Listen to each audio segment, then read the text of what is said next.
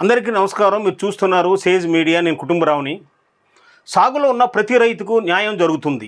మంత్రి పొంగులేటి.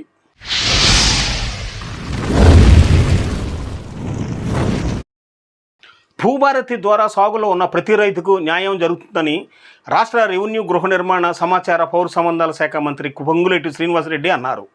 భూభారతి పేదలు, బడుగు బలహీన వర్గాల రైతులకు భూములున్న ఆసాముల కోసం తీసుకొచ్చిందని చెప్పారు.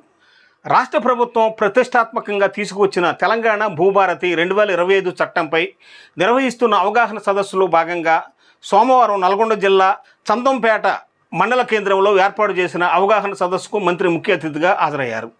ఈ సందర్భంగా ఆయన మాట్లాడుతూ భూ సమస్యల పరిష్కారానికి రాష్ట్రంలోని 4 మండలాలను పైలట్ ప్రాజెక్టు కింద తీసుకురావడం జరిగిందని, ఈ నెలాఖరు నాటికి ఈ పైలట్ ప్రాజెక్టు పూర్తవుతుందని, జూన్ 2 నుంచి ఈ పైలట్ మండలాలలో వ్యవసాయ భూముల సమస్యలను శాశ్వతంగా పరిష్కరించున్నామని తెలిపారు. మే 1 నుంచి అన్ని మండలాల్లో ఒక మండలాన్ని పైలట్ ప్రాజెక్టు కింద తీసుకున్నామని, అత్యంత వెనుకబడిన చందంపేట మండలాన్ని కూడా పైలట్ మండలంగా తీసుకునే విషయంపై ఆలోచిస్తామని తెలిపారు. జూన్ 2 నుంచి ప్రతి గ్రామానికి తహసీల్దార్ స్థాయి అధికారులు గ్రామానికి వచ్చి భూ సమస్యలపై దరఖాస్తులు తీసుకుంటారని, రైతులు ₹1 కూడా చెల్లించకుండా రెవెన్యూ సమస్యలను పరిష్కరించుకోవచ్చని తెలిపారు. రైతుల భూముల సర్వే కోసం 6,000 మంది లైసెన్స్ సర్వేర్లను నియమించనున్నామని, ప్రతి గ్రామానికి ఒక గ్రామ పరిపాలన అధికారి చొప్పున 10,695 మందిని వచ్చే నెల మొదటి వారం నుంచి పంపించనున్నామని ఆయన వెల్లడించారు. ప్రతి మనిషికి ఆధార్ లాగా భూధార్ కార్డును ఇచ్చి ఖాతా నెంబర్ను ఇవ్వనున్నామన్నారు. గతంలో భూములు అమ్మినా కొన్నా మ్యాపింగ్ లేదని, ఇకపై రాష్ట్ర వ్యాప్తంగా భూమి రిజిస్ట్రేషన్ సమయంలోనే సర్వే మ్యాప్ను తప్పనిసరిగా ఏర్పాటు చేసేలా చట్టంలో తీసుకురావటం జరిగిందని వెల్లడించారు.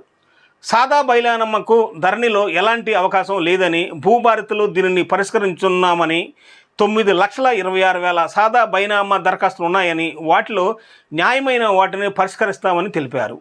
ప్రతి పేదవాడి కన్నీళ్లు తుడిచేందుకు తీసుకువచ్చిన చట్టం భూభారతి చట్టం అని, ఈ చట్టాన్ని అధికారులు పకడ్బందీగా అమలు చేయాలని, చట్టాన్ని బాగా అమలు చేసి ప్రజలకు ఉపయోగపడే చట్టంగా చేయాల్సిన బాధ్యత అధికారులపై ఉందన్నారు.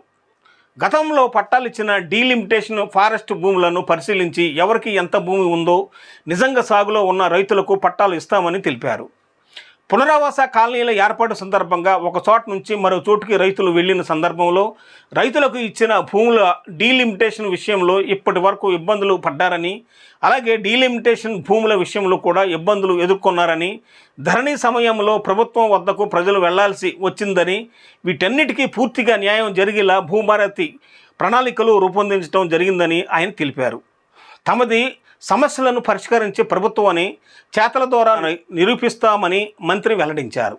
సమావేశానికి అధ్యక్షత వహించిన స్థానిక శాసనసభ్యులు బాలు నాయక్ మాట్లాడుతూ, రాష్ట్ర ప్రభుత్వం ఎన్నో వ్యయ ప్రయాసాలు కూర్చి 100 సంవత్సరాలు పనికొచ్చేలా భూభారతి చట్టాన్ని తీసుకొచ్చిందని, చందంపేట మండలంలోని పలు గ్రామాలలో అటవీ భూములకు పట్టాలు ఇచ్చారని, అయితే గడిచిన 10 ఏళ్లలో రైతులు చాలా సమస్యలను ఎదుర్కొన్నారని, వీటన్నిటికీ సర్వే చేసి నిజమైన హక్కుదారులకు పట్టాలు ఇవ్వాలని, అలాగే డీఫారెస్ట్ అసైన్డ్ భూముల సమస్యలు ఉన్నాయని, తిరుమలగిరి సాగర్ లాగే చందంపేట మండలాన్ని పైలట్ ప్రాజెక్టుగా తీసుకొని అక్కడి సమస్యలను పరిష్కరించాలని మంత్రికి విజ్ఞప్తి చేశారు.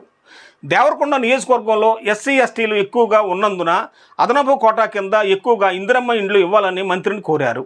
ఎస్ఎల్పిసి టెన్నెల్ పనులు పూర్తి చేయడంతో పాటు డిండి లిఫ్ట్ ఇరిగేషన్ ద్వారా నియోజకవర్గంలోని భూములకు సాగునీటి తీసుకొస్తామన్నారు. తమ ప్రభుత్వం అధికారంలోకి వచ్చిన తర్వాత 1,800 కోట్లతో యోధుల నుంచి ఉండి లిఫ్ట్ ఇరిగేషన్ పనులకు టెండర్లు పూర్తి చేయడం జరిగిందని, దీని ద్వారా 1,50,000 ఎకరాలకు సాగునీరు వస్తుందని, దీంతోపాటు చిన్న చిన్న లిఫ్టులన్నింటినీ పూర్తి చేస్తామన్నారు.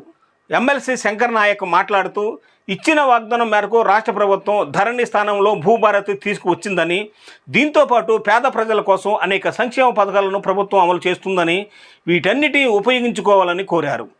శాసనమండలి సభ్యులు నెల్లికంటి సత్యం మాట్లాడుతూ, ధరణిలో అనేక సమస్యలు ఉండేవని, సాగు కాలాన్ని తీసివేశారని, అలాగే కొన్ని గ్రామాలు ధరణిలో బ్లాక్ చేయడం జరిగిందని, వీటన్నిటిని పరిష్కరించేందుకు భూభారతి తీసుకువచ్చిందని, డీఫారెస్ట్ భూములు పరిష్కరించే దిశగా ఆలోచించాలని, నల్గొండ జిల్లాలో సర్వేలు తక్కువగా ఉన్నందున మండలానికి ఒక సర్వేయర్ను నియమించాలని, క్షేత్రస్థాయిలో పరిశీలించి భూమిపై ఉన్న వారికి పట్టాలు ఇవ్వాలని, సాగు చేసుకుంటున్న వారికి పట్టాలు ఇవ్వాలని, భూభారతిపై విస్తృత ప్రచారం కల్పించాలని కోరారు.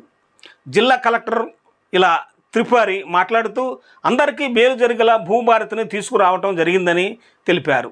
2020లో వచ్చిన ధరణి వల్ల చందంపేట మండలంలోని 6 గ్రామాలు బ్లాకులో ఉన్నాయని, భూభారతి ద్వారా వీటిని పరిష్కరించే అవకాశం ఇప్పుడు ఉందన్నారు.